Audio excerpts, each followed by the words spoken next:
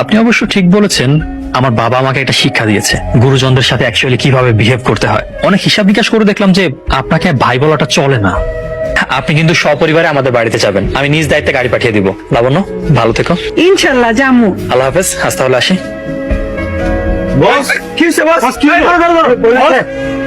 মারে তুই একটু এই জায়গায় বো। বোরান সাহেব ডাক্তার আনতে গেছে, এখনো ডাক্তার নিয়ে আইতাছে না। আমি যাইয়া দেখি ডাক্তার নিয়ে আইতাছে কিনা। আপনার জ্ঞান ফিরছে আব্বা? তোমার আব্বু কি ডক্টর নাকি? আপনার জ্ঞান ফিরলে আব্বা ডাক দিতে কইছে। আমি একটু একান্তে তোমার সাথে বসে থাকি। মানে? মানে মানে একটু পানি দাও। স্যার পানি খাইয়ে দাও। না না, আমি আপনার পানি খাওয়াই দিব কেন? আরে তুমি বুঝতেছো না, আমি তো একটা অসুস্থ মানুষ। কত কষ্ট করে শরীরটা নিয়ে উঠছি আমি। হাত দুইটা অলমোস্ট প্যারালাইজড অবশ্যই আছে।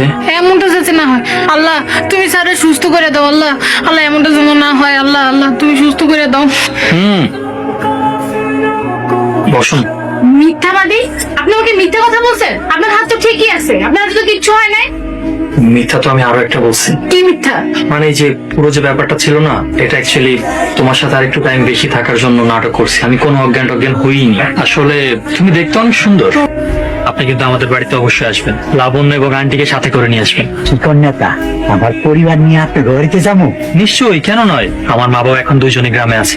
আপনারা যদি যান তারা অনেক খুশি হবে। আচ্ছা ঠিক আছে বাবা, এখন তাহলে আমার যাওয়ার অনুমতি দেন। আল্লাহ হাফিজ। আসসালামু আলাইকুম। ওয়ালাইকুম আসসালাম।